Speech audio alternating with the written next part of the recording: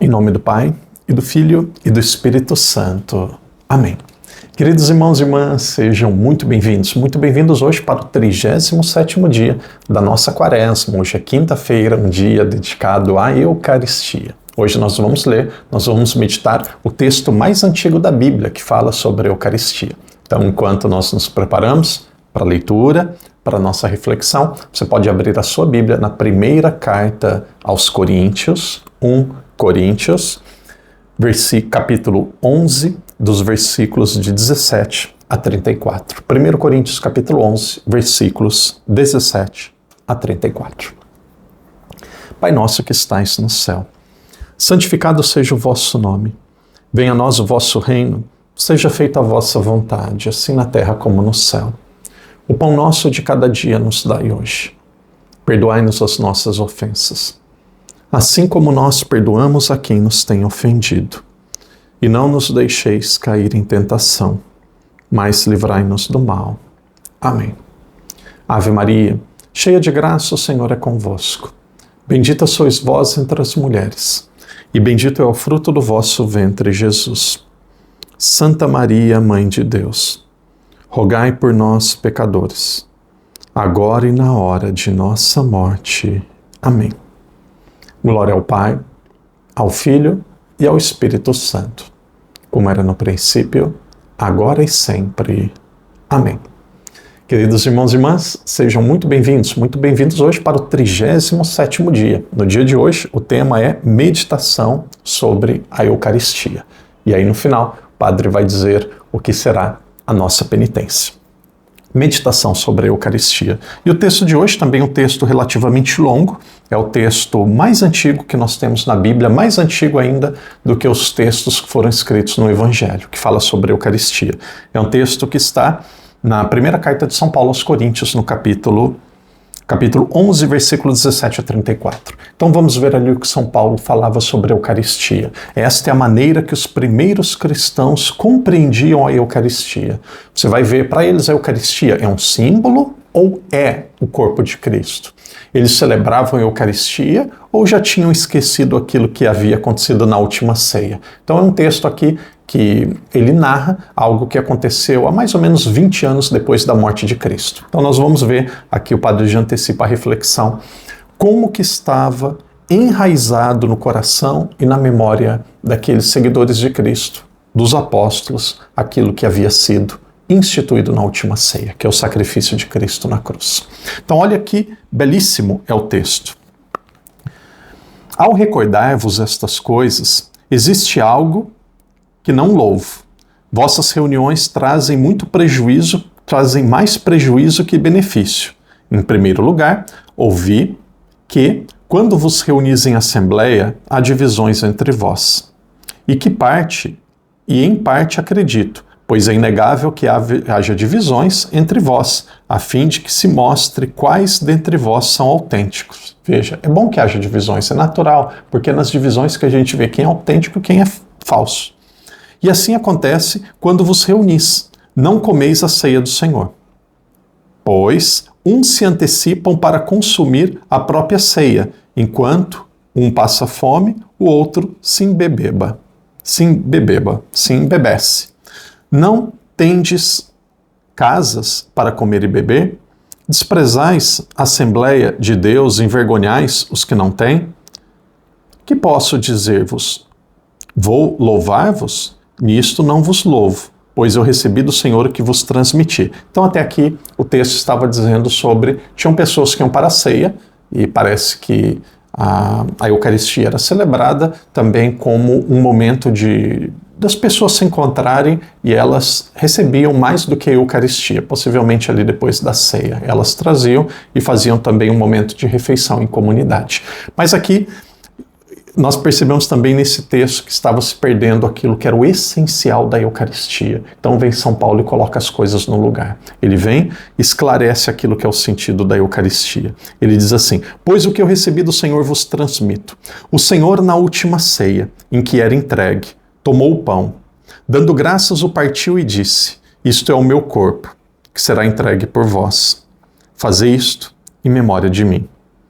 Da mesma forma, depois de cear, tomou a taça e disse: Esta taça é a nova aliança selada com meu sangue. Fazei isso cada vez que a bebeis, em memória de mim. De fato, sempre que comeis este pão e bebeis esta taça, anunciamos a morte do Senhor até que ele volte. Portanto, quem come o pão e bebe a taça do Senhor indignamente, aqui é em pecado mortal, é réu do corpo e sangue do Senhor. Por conseguinte, que cada um se examine antes de comer o pão e beber a taça, pois quem não reconhece o corpo do Senhor, come e bebe a sua própria condenação. É por isso de haver entre vós muitos doentes, enfermos, e que muitos morreram.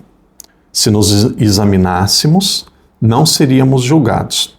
E se o Senhor nos julga, é porque nos exorta para não nos condenar com o mundo. Portanto, irmãos meus, quando vos reunis para comer, esperai uns pelos outros. Se alguém tiver fome, come em sua casa. Assim não vos reunireis para ser condenados. Os demais assuntos eu os resolverei quando aí chegar. Belíssimo, uma grande liderança. Esse texto é baseado, ele pode ser dividido em 3 partes. A primeira delas, tinha muitas pessoas que iam para a ceia, a celebração da Eucaristia, para encher a barriga. E aí ele dizia assim: tem fome? Come em casa. Isso não é uma reunião para encher a barriga. Aqui era a Eucaristia, que é o memorial da ceia. E aí, um segundo ponto, Jesus aqui é muito claro. Ele diz: o que nós celebramos é aquilo que nós recebemos na última ceia. Tomai todos e comei, isto é o meu corpo. Tomai todos e bebei, isto é o meu sangue. Aqui não tem símbolo, aqui não tem recordação. Aqui é, de fato, o verbo utilizado é o verbo ser. Aqui nós recebemos Jesus, corpo, sangue, alma e divindade. Às vezes eu vejo, me entristece quando eu vejo protestantes fazendo o possível para argumentar que Nossa Senhora é uma pessoa comum. Por que coisa? Fazendo o possível para argumentar, por exemplo, que a Eucaristia não é o corpo de Cristo. Pô, que triste. Fazendo o possível para argumentar que quem está no céu não pode interceder por nós. Fazendo o possível para argumentar que quando a gente morre, a gente fica enterrado e fica lá esperando a volta de Cristo, que nós estamos inconscientes. Como que tem gente que faz o esforço e deseja e quer o pior? Sabe quando você quer dar alguma coisa boa para alguém e uma pessoa rejeita? Vocês já viveram essa experiência? Você querer ajudar alguém, dar algo, dar um presente, querer fazer o melhor para aquelas pessoas e a pessoa rejeita? Abrindo um parênteses, eu tenho essa teoria na igreja. Se um dia você precisar de alguém para te ajudar, em uma pastoral, em um trabalho, qualquer coisa, procure uma pessoa que está ocupada. Porque se você procurar uma pessoa que está desocupada, que não faz nada, possivelmente ela não vai querer se ocupar e não vai querer colaborar. Agora, se você procura alguém que já trabalha, que já tem os seus compromissos, para ela encaixar e fazer um pouquinho mais, não tem problema nenhum. Então, que coisa triste. Um esforço enorme para mostrar que Nossa Senhora é uma pessoa comum. Para mostrar que a Eucaristia é um símbolo. Para mostrar que a gente morre e fica inconsciente. Que quem está no céu não pode interceder por nós. Que luta para querer o pior. Que luta para querer o pior. É como se Deus quisesse dizer assim: eu ofereci para vocês, vocês não querem. Eu dei para vocês, vocês não abrem os olhos. Que alegria ser católico, que alegria ser católico. Que maravilha conseguir manter aquilo que durante 2000 anos sempre se acreditou. E aí de repente vem uma pessoa aí que se rebela contra Roma, tinha os seus motivos, mas se rebela contra Roma, e aí depois ele funda a sua igreja. E o que acontece depois de Martinho Lutero? Martinho Lutero, ele tinha que mudar algo em relação ao catolicismo. A segunda igreja, a igreja calvinista, tinha que mudar mais uma coisa em relação ao catolicismo. Padre, por que tinha que mudar? Porque se não mudasse nada, eles continuavam sendo católicos. E aí depois vem a terceira igreja, que é a igreja anglicana de Henrique VIII, tinha que mudar mais uma. Depois tem a igreja batista, mais uma. E aí vem os testemunhas de Jeová, outra. Então cada igreja que é fundada tem que tirar algo daquilo que é o depósito da fé, porque senão ela não tem razão de existir. Eu prefiro continuar na original. E a original, ela diz: a Eucaristia é o corpo de Cristo. Por quê? Porque Jesus prometeu, porque Jesus anunciou.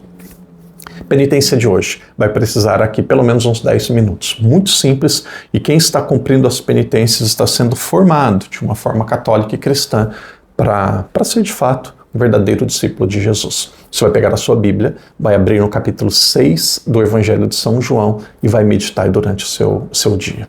Penitência de hoje, leitura e meditação do capítulo 6 de São João. Você vai ler com calma, vai ver que Jesus primeiro ele promete o pão humano, ele dá o pão humano, mata a fome das pessoas e depois ele promete um pão que é o pão do céu. Promete a Eucaristia. Alguns se escandalizaram. Como que a gente pode comer a carne dele? Foram embora. E aí Jesus disse para os apóstolos, é mentira, eu não quis dizer isso em sentido literal, não. Não, ele não disse isso. E vocês também querem ir embora? E aí Pedro ele diz, Senhor, a quem iremos? Só tu tens palavras de vida eterna. Essa é a Eucaristia, esse é o maior tesouro da igreja, fundada por Jesus. Irmão e irmã, penitência de hoje, leitura e meditação do capítulo 6 do Evangelho de São João. Que Deus te abençoe, que Deus te proteja. Amanhã é sexta-feira. Vamos adiante com muita fé, com muita alegria e perseverança. Coloque ali no comentário o que é a Eucaristia. Coloque ali no comentário de hoje qual a sua experiência com a Eucaristia. Será um grande prazer ler. Em nome do Pai, do Filho e do Espírito Santo. Amém. Não sou nada, eu bem sei, tão pequeno, um grão de areia em tuas mãos, barco à vela que se abandona, segue o rumo e vai buscando alto mar, assim me encontro